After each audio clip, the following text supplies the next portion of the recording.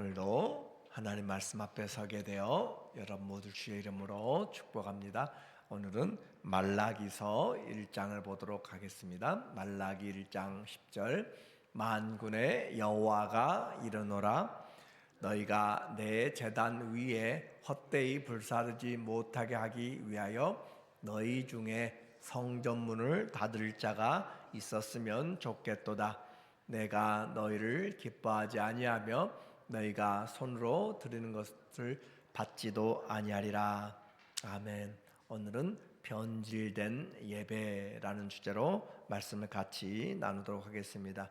구약 성경 말라기라고 하면 말라기는 나의 사자라는 그런 뜻이에요. 하나님의 사자라고 그렇게 볼 수가 있습니다. 시기적으로는 주님이 오시기 전 약 400년 전에 430년경에 에스라 또 느헤미야와 동시대에 있었던 말라기의 그런 하나님 앞에 받은 경고의 말씀이죠. 주제는 변질된 예배에 대한 경고와 경건한 삶으로 주님이 다시 오실 것을 준비하도록 하는 그런 메시지입니다. 그리고 이 말라기 1장부터 4장까지 있는데 그 특징은 질문함으로써 대답하고 그렇게 그들의 신앙에 대하여 하나님이 책망하시는 메시지로 되어 있고 구약 성경 우리가 가지고 있는 성경의 39권에서 마지막 책이 되겠습니다. 그리고 그 내용은 이스라엘의 특권, 하나님이 불러주신 그 선택이죠. 선택과 또 타락에 대하여서 1장 1절부터 3장 15절까지 그리고 하나님의 약속에 대한 부분으로 3장 16절부터 마지막 4장 6절까지 그렇게 되어 있어요. 그래서 이와 같은 이 메시지는 예수 그리스도의 탄생까지 약 400여 년의 그런 공백 기간에 신약과의 관계가 있는 가교 역할을 하게 되는 것이죠. 이제 하나님의 선택과 사랑에 대하여 2절에 말하기를 여호와께서 이르시되 내가 너희를 사랑하였노라 하나 너희는 이르기를 주께서 어떻게 우리를 사랑하셨나이까 한도다. 그래서 이 말라기가 그들에 대하여서 6가지의 질문, 그러니까 6가지에 대한 설교라고도 그렇게 또 표현하고 있는데 질문을 하고 대답에 대하여서 말하고 있는 내용이에요. 나 여호와가 말하노라 에서는 야곱의 형이 아니냐. 그러나 내가 야곱을 사랑하였고 에서는 미워하였으며 그의 산들을 황폐하게 하였고 그의 산업을 광야의 이리들에게 넘겼느니라 라고 그렇게 표현하고 있어요. 그래서 말라기 선지자는 말라기 시대에 느헤미야가 와서 그들에게 약 150년 정도 그렇게 성벽이 무너져 있던 것을 힘쓰고 애써서 다시 성벽을 52일 만에 건축하고 또 학개와 스가랴로 인하여서 이미 그들에게 100여 년 전에 7, 80년 전에 이미 성전도 완성이 되었는데 여전히 그들에게 되어지는 것은 고된 그런 삶과 또 회복되지 않은 나라의 모습이었어요. 학개는 말하기를 지금 짓는 이 성전은 겉으로는 초라하지만 나중에 영광이 이전보다 더 크다라고 그렇게 이야기했고 내가 온 세상을 뒤흔들어서 내가 너희를 도와주리라. 그리고 이 땅에 금도 내 것이고 은도 내 것이고 하나님이 만국을 흔들어서 너희를 도와주리라 라고 그렇게 이야기를 했는데 성전이 완성된 지도 벌써 2세대가 지나가고 그렇지만 여전히 그들은 바사 제국의 한 변방에 그런 통치받는 식민지였고 그렇게 자립권도 없고 되어 있는 모습을 볼 때 지치고 힘든 내용이었어요. 그래서 메시아의 나라 하나님의 영광이 나타난다고 그렇게 생각했는데 여전히 그들의 신앙이 또 그들의 삶이 변화되지 않고 나라도 그렇게 번성하지 못하고 다윗의 왕권은 나타나지 않고 그래서 그들 신앙은 점점 형식화되고 또 외식화가 되었습니다. 그러나 말라기는 거꾸로 이야기해요. 너희가 하나님 앞에 드려지는 그 예배의 모습이 완전히 잘못되었다라고 그렇게 표현하고 있는 것이죠. 어려울 때 그들의 잘못이다라고 그렇게 말하는 거예요. 그래서 하나님이 일하지 않는 것이 아니라 너희가 하나님을 지금 잘못 알고 있고 잘못 섬기고 있다라고 거꾸로 이야기하는 거예요. 그래서 너희의 가장 큰 문제는 하나님을 사랑하지 않는 것, 그렇게 표현하고 있어요. 그래서 내가 너희를 사랑하였으나 너희는 이르기를 주께서 우리를 어떻게 사랑하셨나이까 라고 그렇게 이야기하는 거죠. 하나님은 사랑하여서 그들을 여기까지 불러내고 또 죄 가운데서 다시 회복시키시고 그들에게 다시 예배드리는 자로 세워주었는데 그들은 어떻게 사랑했습니까?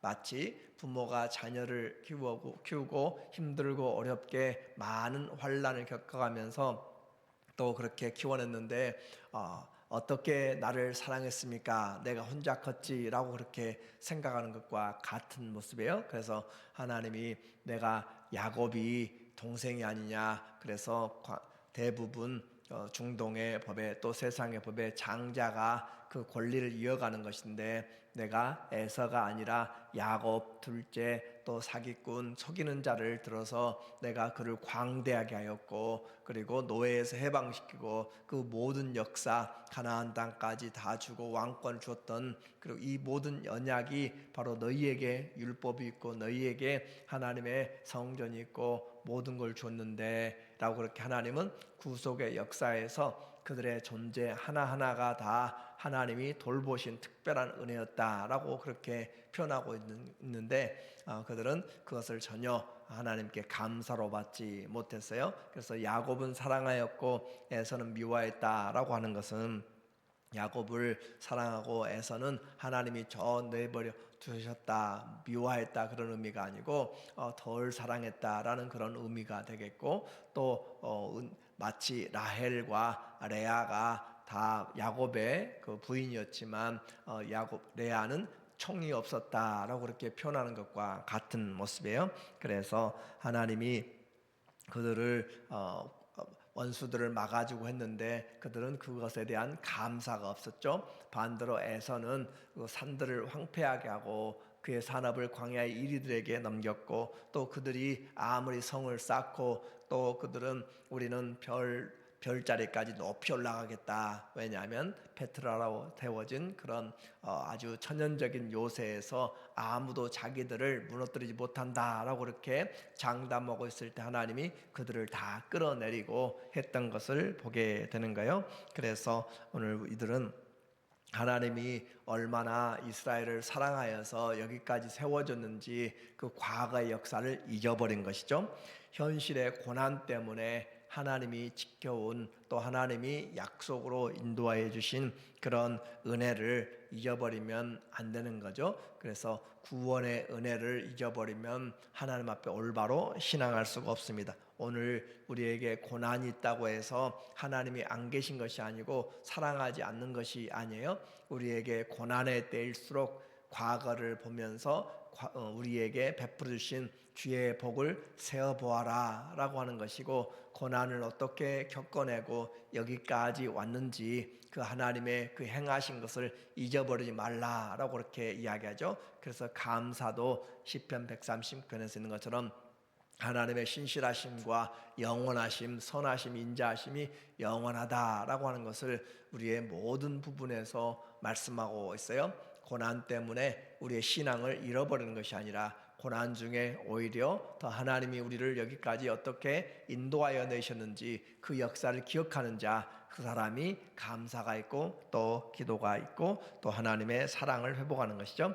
이 시대에도 오늘 우리도 많은 고난과 어려움 때문에 주님이 이 땅에 오시고 십자가에서 생명까지 내어주신 그 사랑을 잊어버리고 또 우리를 저주와 사망과 또 어둠에서 건져주신 그 하나님의 은혜를 잊어버리고 하나님이 계시지 않는 것처럼 우리가 행동하고 있는 것은 말라기 시대와 같은 동일한 그런 믿음이 됩니다. 우리가 의심하고 하나님의 사랑이 어디 있는지 그렇게 생각하는 것은 이와 같은 그런 맥락에 같은 것이에요. 변질된 예배와 같이 하나님이 했지만 그들은 하나님과 다른 생각을 품고 있다고 했어요. 6절에 보니까 내 이름을 멸시하는 제사장들아. 구체적으로 이야기를 해요. 어떻게 우리를 사랑했는지, 또 하나님이 어떻게 그들을 사랑했는데 그들은 하나님을 버렸는지. 내 이름을 멸시하는 제사장들아. 하나님의 이름을 가장 존귀하게 여겨야 될 제사장들이죠. 그런데 내 이름을 멸시하는 제사장들아, 나 만군의 여호와가 너희에게 이르기를 아들은 아버지를, 그 종은 그 주인을 공경하나니 내가 아버지일진데 나를 공경함이 어디 있느냐. 내가 주인일진데 나를 두려워함이 어디 있느냐. 하나님이 자연적인 세상의 원리예요. 아들은 아버지를 공경하고 종은 주인을 두려워하고 그래야 되는데, 아버지이고 주인이지만 전혀 두려움도 공경함도 없다. 그런데 그들은 말하기를 우리가 어떻게 주의 이름을 멸시하였는가 했습니까? 라고 그렇게 하고 있는 것이죠. 그래서 두 번째 질문과 설교로서 제사장들에 대한 죄악에 대하여 이야기를 해요. 영적 지도자들이 마음에 없는 그런 영적인 그런 형식주의의 신앙으로 바꿔져 버린 거예요. 그래서 7절에 그들의 내용이 나와요. 어떻게 섬겼는지. 너희가 더러운 떡을 나의 제단에 드리고도 말하기를 우리가 어떻게 주를 더럽게 하였나이까 라고 하는 거예요. 그래서 더러운 떡, 부정한 떡이죠. 하나님 앞에 그렇게 함부로 드리고도 주를 어떻게 더럽게 하였나이까 한도다. 이는 너희가 여호와의 식탁은 경멸히 여길 것이라 말하기 때문이다 라고 하는 거죠. 그래서 세상의 귀인에게도 주었을 때 그것을 받지 않을 것 같은데 그것을 하나님께 드리는 모습이에요. 만군의 여호와가 이르노라 너희가 눈먼 희생 제물을 바치는 것이 어찌 악하지 아니하며 저는 것 병든 것을 드리는 것이 어찌 악하지 아니하냐. 이제 그것을 너희 총독에게 드려보라. 그가 너를 기뻐하겠으며 너를 받아주겠느냐. 하나님 앞에 흠없는 더럽지 않은 부정하지 않는 그 제물을 고르고 골라서 하나님 앞에 드려야 될 그런 모습이 하나님의 약속이고 또 하나님을 섬기는 것인데, 그들은 먹고 살기도 힘든데 어렵고 지치고 그런데 하나님 앞에 이런 것이 드리는 것이 너무하다라고 생각하여서 그들이 바친 것은 눈먼 희생 제물, 그래서 흠이 있고 좋지 않은 것들, 팔아도 가격이 별로 나오지 않는 하품의 그런 재물들을 가지고 하나님 앞에 드린 거예요. 그래서 저는 것, 병든 것을 가져다가 그냥 드리고 하는 말이, 하나님은 은혜의 하나님이시니까 충분히 이해하시겠지라고 생각하면서 하나님을 멸시하였다라고 하는 것이죠. 우리가 하는 행동에서도 많이 우리가 생각해 봐야 될 그런 부분이죠. 하나님 앞에 드리는 것, 마음과 뜻과 힘을 다하고 생명을 다하여서 하나님을 사랑하라고 하는데, 우리는 그런 하나님의 사랑과는 전혀 다르게 내가 시간이 있을 때, 내가 하고 싶을 때, 내가 그런 모든 어려움이 있을 때만 그렇게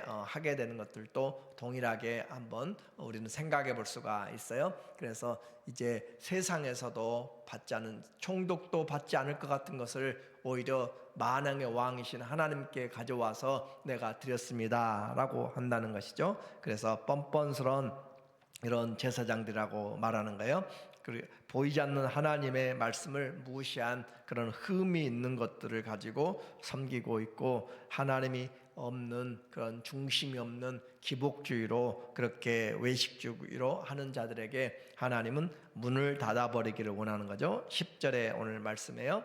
만군의 여호와가 이르노라 너희가 내 제단에 위에 헛되이 불사르지 못하게 하기 위하여 너희 중에 성전문을 닫을 자가 있었으면 좋겠도다. 하나님이 예배를 받으시기를 즐거워하시지만, 그러나 하나님의 예배를 만홀히 여기는 그런 자들에게 성전문을 닫았으면 좋겠다라고 하는 거예요. 형식적인 예배, 마음이 없는 그런 예배는 오히려 드리지 않는 것이 낫다라는 거죠. 내가 너희를 기뻐하지 아니하며 너희가 손으로 드리는 것도 받지 아니하리라. 하나님이 받지 아니하신다. 예배를 드려도 가인의 제물처럼 또 가인의 제사처럼 하나님이 받지 아니하신다라고 한다면 우리는 하나님 앞에 올바로 예배드린 자가 아니죠.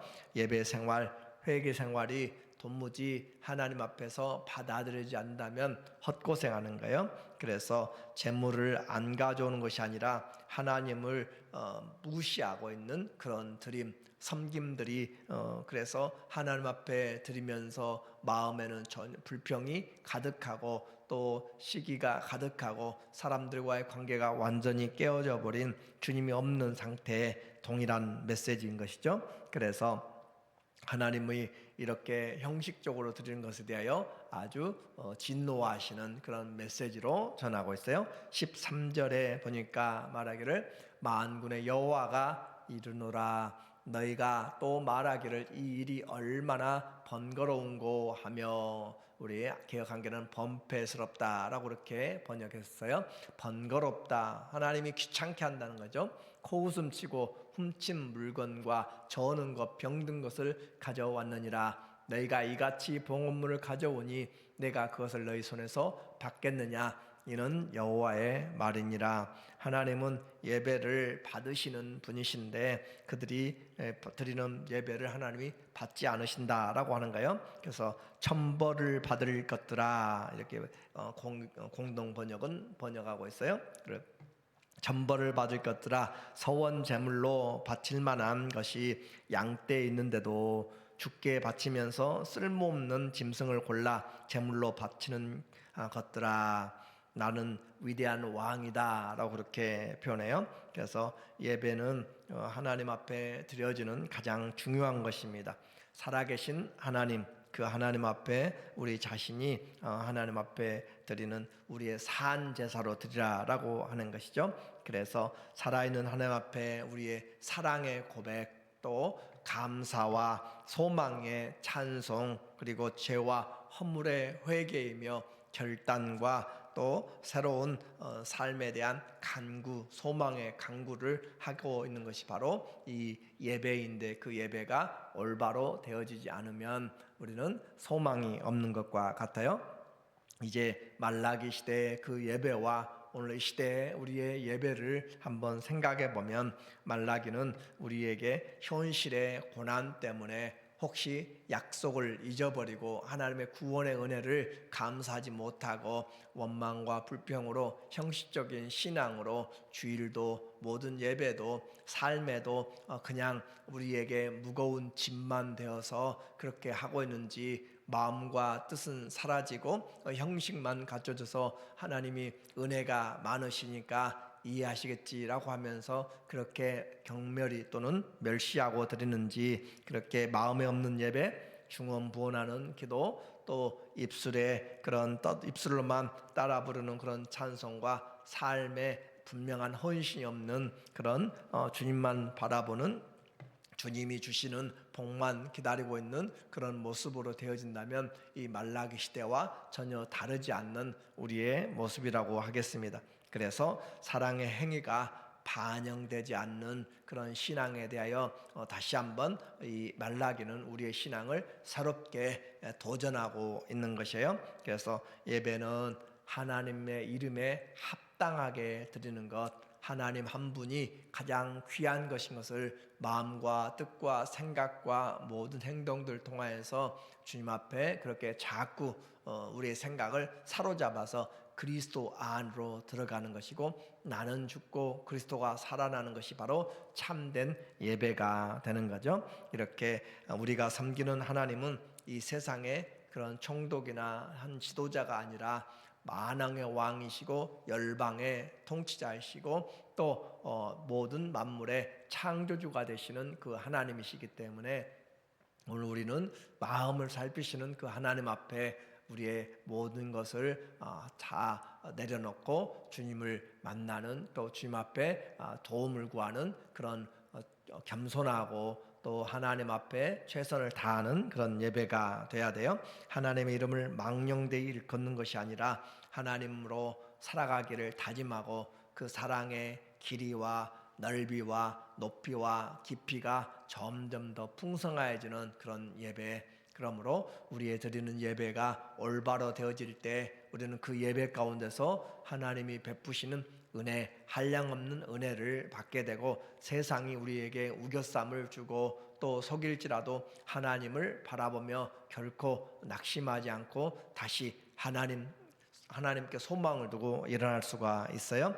내가 무엇이기에 이처럼 하나님을 섬길 수 있나이까? 다윗의 고백이겠죠. 내가 무엇이기에 이처럼 하나님 앞에 드리며 섬길 수가 있는지, 다 하나님께로부터 주신 생명이고 자녀고 가정이고 삶이고 나의 모든 것입니다. 주님에 대한 그런 모든 예배가 우리의 드리는 찬송과 마음부터 하나님 내 안에 주의 정직하심으로 새롭게 하여 주시고, 다시 한번 주님의 구원의 은혜들을 기억하면서 주님과의 관계가 회복되는 하나님의 놀라운 은혜가 있는 변질된 예배가 아니라 하나님을 사랑하는 진정한 예배가 되기를 예수님의 이름으로 간절히 축원합니다. 아멘. 하나님 아버지, 우리의 시간이 갈수록 변해가는 그런 마음이 아니라 이전보다 더 주님을 사랑하게 하여 주시옵소서. 예수님의 이름으로 기도합니다. 아멘.